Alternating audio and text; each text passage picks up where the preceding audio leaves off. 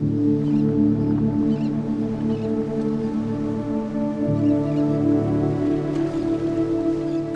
originally from Washington State. I grew up in Spokane, Washington. Beautiful 4 seasons. The winters were all wrapped up with skiing. We were on the ski hill every second that we could be.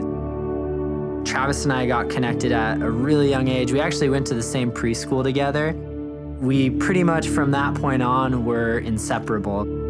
Freshman year of high school, Stuart came into the picture. We just ended up hitting it off with Stuart because he was just into a lot of the same things we were.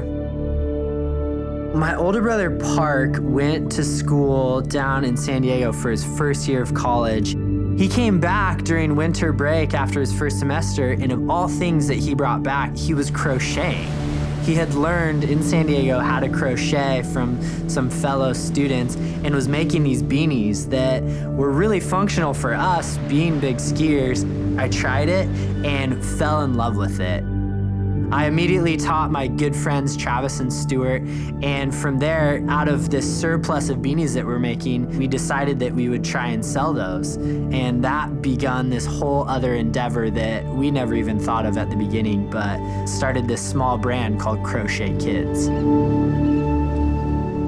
By the time we graduated high school, we all tried to, in some ways, leave crocheting behind us and look towards bigger and better things in college. And one of the main things that we really started to focus on was travel.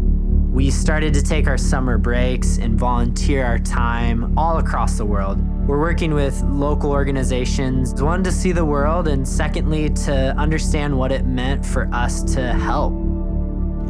One of the biggest things we learned in our early trips was how people and organizations focused so much on giving, focused so much on the temporary needs of people living in poverty, and rarely were people thinking about the long-term impact of the aid that they were providing.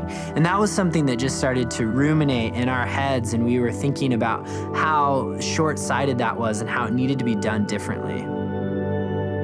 One summer, Stuart came back from Uganda, and we had all shared these experiences, and one thing specifically stuck out, and it was that when he was asking those questions of people in Uganda, what could we do to help? The response that he got was that they said they wanted to work. They wanted to provide for themselves and their families. They didn't want other aid organizations or people to do that for them, that they were capable of changing their own circumstances. And so as we thought about that more and more and what we could do to make any sort of impact to help equip them instead of just give them their next temporary assistance, friends and family started to tell us that we should teach them to crochet, that we should give them an opportunity to have a job and to earn their own income. It was something we knew how to do. We knew that while we weren't graduated through school, we didn't have this great experience in business or backing financially, we knew we had a place to start. We decided that we would go back to Uganda and we'd teach people to crochet.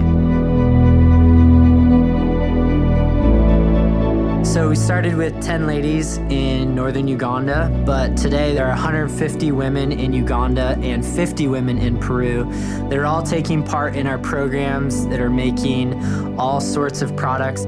We provide a mentorship and an education program that helps the women that we work with gain all the skills, tools, and resources they need to eventually work towards their own independent careers, their lives independent and outside of Crochet Kids internationally.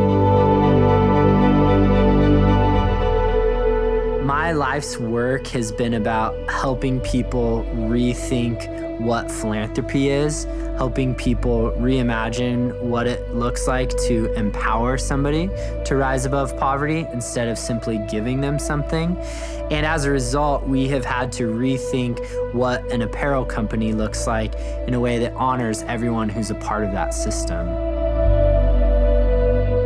I'm so excited to see women in Uganda and Peru have the freedom and the ability to not only set goals, but to achieve those goals, to provide for their families, and even thrive, ultimately, they are being empowered to create the future for themselves, for their families, for generations to come.